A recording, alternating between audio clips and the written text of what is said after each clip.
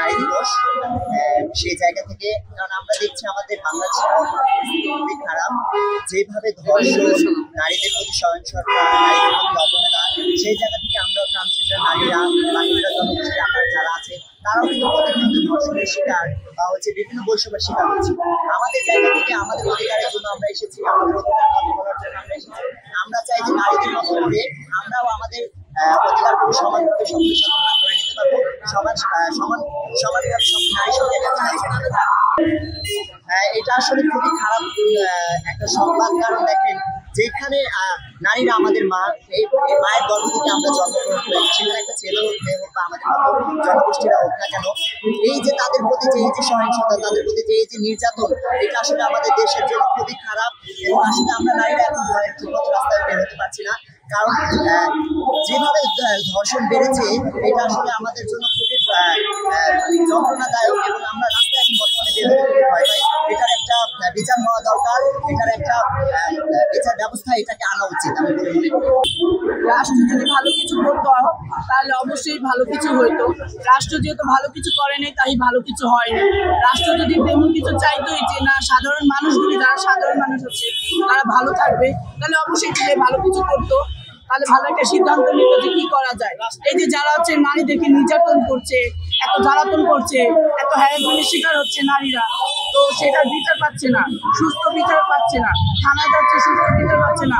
যাদের বাবারা কাঁদছে, রাস্তায় রাস্তায় ঘুরছে যে আমার মেয়ের বিচার চাই। এই যে কয়েকদিন আগেরই ঘটনা, যে আমাদের মিডিয়া জগতের একজন নায়ক, ওনার মেয়ে ধর্ষণ হয়েছে।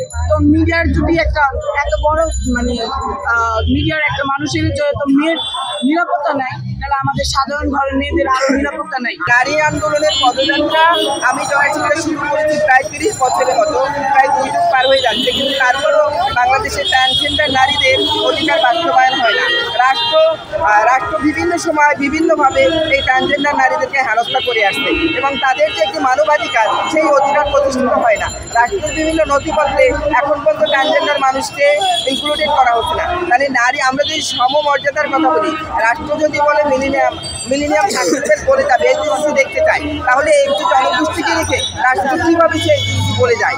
তার জন্য বলা যে নারী অধিকার, লিঙ্গ বৈচিত্র্যময় নারী সকল নারীদের একই মর্যাদার জায়গায় নিয়ে আসা দরকার, একই অবস্থানে নিয়ে আসা দরকার। কারণ ইকুয়ালিটি সবার জন্য দরকার, কারণ সমতা না হলে কোনোদিনই একটা লক্ষ্যমাত্রায় পৌঁছে যাবে না। কারণ রাষ্ট্র বারবার বলতেছে তারা এসডিজি বলে যাবে, মিলেনিয়াম সার্টিফিকেট ডেভেলপমেন্ট দেখতে চাই, তাহলে এই ট্রান্সজেন্ডার নারীদেরকে ফেলে রাষ্ট্র কীভাবে ওখানে যাবে? তাহলে কাজেই রাষ্ট্রের যেখানে দুর্বলতার জায়গাগুলি রয়েছে সেগুলি এগিয়ে নিয়ে আসা দরকার।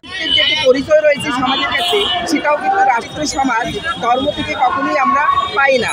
না পাওয়ার কারণে আজকে আমাদের সমাজে ট্রান্সজেন্ডার নারীরা যথেষ্ট অবহেলিত এবং তাদেরকে মর্যাদার জায়গায় ফিরিয়ে নিয়ে আসার জন্য নারী দিবসের সাথে সম্প্রীতি। তার জন্য বলবো যে সকল মানুষের সমতা, ইকুয়ালিটি সকলের জন্য, নারী শক্তি, নারী ক্ষমতায়ন, নারী মর্যাদায় সকল নারীকে নিয়ে আসতে হবে।